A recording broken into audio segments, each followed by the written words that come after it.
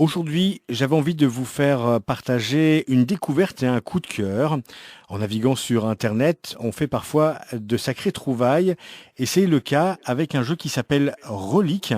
On pourrait assimiler ça à un jeu de figurines, sauf que ce ne sont pas des figurines mais des petits dés en bois.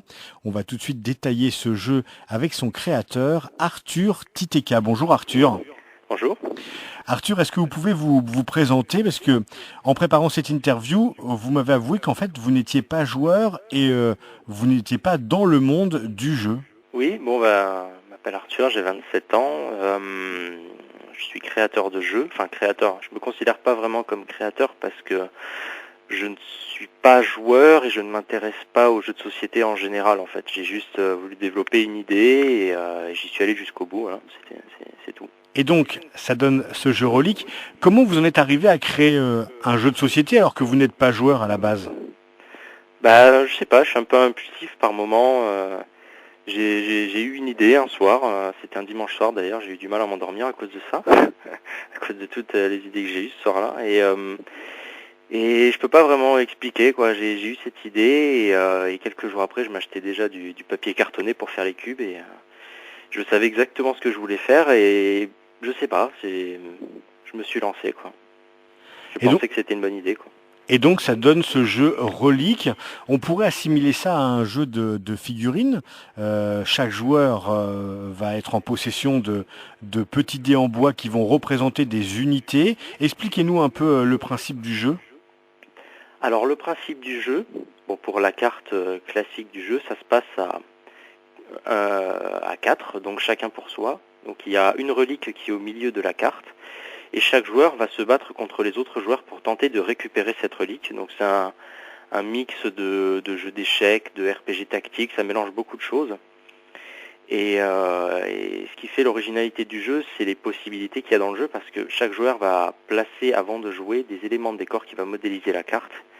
Puis les joueurs vont choisir 15 unités par rapport aux 40 unités qui sont dans le jeu, pour se faire des formations plus ou moins offensives, par rapport à la stratégie qu'ils ont pensé d'avance, et ils vont pouvoir après jouer par rapport à tout ça. C'est un jeu qui a un aspect très cubique. On pourrait comparer ça à Minecraft. Les personnages sont des dés carrés. Le plateau est fait quadrillé de petits carreaux. Les univers, les éléments qu'on va poser pour faire des arbres, des montagnes, des marécages, tout est carré.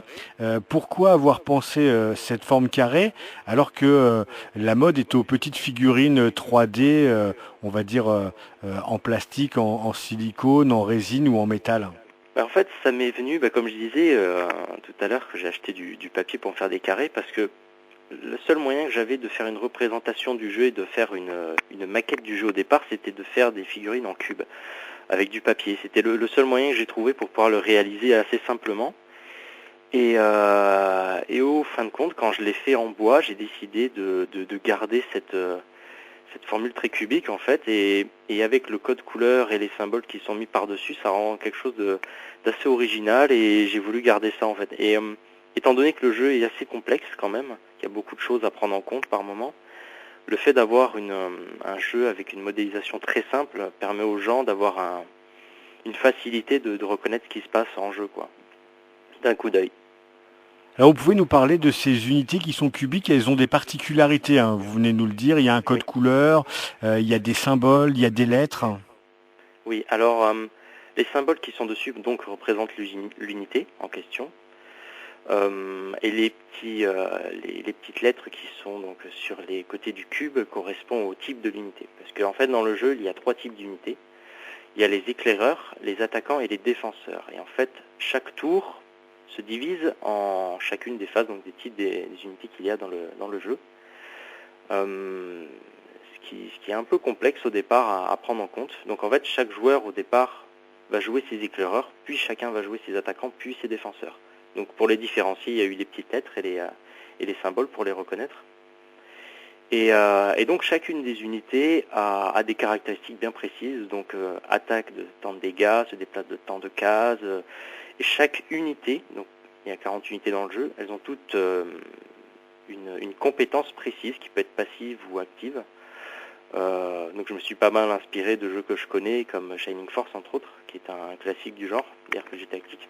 Et voilà, enfin c'est vrai que visuellement les joueurs arrivent très vite à reconnaître une unité grâce à ce que j'ai mis en place, quoi. Alors chaque unité va avoir des points de déplacement. Est-ce que vous pouvez rapidement nous expliquer un peu comment va se dérouler un tour de jeu par exemple? Donc chaque joueur possède une feuille de compagnie qui va permettre donc de suivre les unités au fur et à mesure des tours et de pouvoir noter chaque phase dans des petites cases pour bien savoir où est-ce qu'on en est, parce qu'étant donné qu'il y a plusieurs phases dans un tour, on peut vite se perdre. Et ce qui est bien, c'est que lorsque par exemple le premier joueur va jouer ses éclaireurs, il a par exemple 3 ou 4 éclaireurs, il va pouvoir les jouer comme il le souhaite, c'est-à-dire les déplacer au nombre de cases qu'il peut les déplacer, les faire attaquer comme il le souhaite, ou même ne pas les faire déplacer ou ne pas les faire attaquer, selon la stratégie qu'il veut, quoi. Et donc après, les phases vont s'enchaîner comme ça, et voilà. On peut jouer de 2 à 4 joueurs ou 2 joueurs et 4 joueurs? Alors on peut jouer à 1 contre 1, on peut jouer à chacun pour soi, à 4, on peut jouer aussi à 2 contre 2, ça dépend de comment est la carte, pardon. Parce qu'en fait la carte est, comme je l'ai faite dans la version finale, elle est divisée en 9 parties, ce qui permet de modifier la carte selon le type de jeu et le nombre de joueurs. Donc ça fait 9 petits carrés qui peuvent se coller les uns aux autres. Soit on prend les 9, soit on n'en prend que 6, ainsi de suite, quoi. Oui, voilà. Ça dépend de ce que les joueurs ont envie de mettre en jeu. Mais ce qui est bien, c'est qu'étant donné que les règles sont quand même assez malléables, les joueurs peuvent faire les cartes qu'ils veulent, placer les terrains qu'ils veulent selon leurs souhaits, quoi. Alors ce jeu est à l'état de prototype très avancé, c'est ça? Oui, on peut dire ça, oui. Donc vous le faites jouer assez facilement. Ça va être quoi l'étape suivante pour le jeu relique? L'étape suivante, là, ça va être d'aller dans des festivals, montrer un peu l'état du jeu actuel, quoi. Donc la maquette est entièrement faite en bois, elle est totalement finie, les règles du jeu sont totalement finies également. Donc là, je suis vraiment dans une démarche de démonstration et de communication autour du jeu, quoi, sans grande prétention non plus, quoi. J'ai pas envie de passer mes week-ends dans les festivals non plus. Mais c'est vrai que là, on m'a invité à aller au festival du jeu à Pau, qui se déroule fin février, début mars, il me semble. Donc ça va être un peu le point de départ de ma démarche de démonstration, quoi. Et après, peut-être que vous avez aussi envie que ce jeu se vende.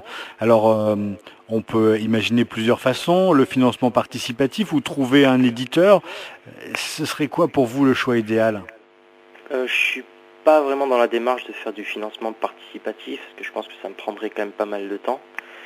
Mais oui, l'édition m'intéresse, oui. Donc moi, je suis à la recherche d'un éditeur sans forcément trop rechercher pour le moment, parce que je sais que c'est quand même quelque chose qui prend pas mal de temps. J'ai quand même un travail derrière et certaines occupations.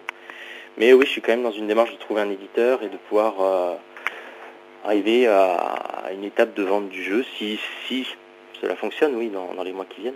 Comme vous n'êtes pas un joueur, on imagine que peut-être cela vous a donné des idées pour la suite. Alors ça veut dire un autre jeu, ça veut peut-être dire aussi des extensions à ce jeu relique? Oui, bon, on va parler directement des extensions. Oui, j'ai des idées pour la suite du jeu.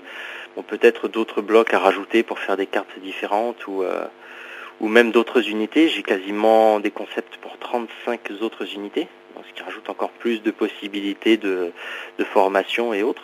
Et donc du coup beaucoup plus d'autres mécaniques à rajouter. Et sinon, oui, d'autres jeux, oui, j'ai eu certaines idées, oui. Qui sont encore à l'étape de développement pour l'instant, donc je ne sais pas si c'est vraiment une bonne idée d'en parler, de peut-être vous parler du jeu sur lequel je suis en ce moment. Ça reste un peu dans le domaine tactique avec des notions de survie et de jeu de rôle, mais c'est un jeu qui, contrairement au jeu de rôle, est entièrement à part, que ce soit l'inventaire et tout. Mais je pense qu'il faut attendre encore quelques semaines avant d'en voir vraiment la couleur, quoi. J'ai même aussi eu une autre idée pour un jeu que j'ai digitalisé sur Minecraft. D'ailleurs, on parlait de Minecraft tout à l'heure. J'ai réussi à faire la carte sur Minecraft pour avoir une idée un peu de ce que vous pouvez donner le jeu. Voilà, c'est des petites idées qui sont encore à l'étape de développement sans avoir encore... De projet fini. Oui, voilà, ouais. C'est vraiment à l'étape de développement pur et dur. Là. Arthur Titeka, merci pour cet entretien. Je rappelle que vous êtes le créateur du jeu Relique. Il y a une page Facebook où on peut voir des photos du produit, qu'il y a des parties de tests qui sont faites. On peut vous retrouver au Festival du jeu de société de Pau du 31 mars au 2 avril prochain. On vous souhaite plein de bonnes chances et on espère vous voir dans d'autres festivals pour faire essayer ce prototype. On sait que dans des festivals, il y a parfois des concours autour des prototypes et c'est peut-être l'occasion pour vous de montrer que ce jeu est abouti. Merci beaucoup et bonne chance et bonne continuation. Merci, à bientôt. Au revoir.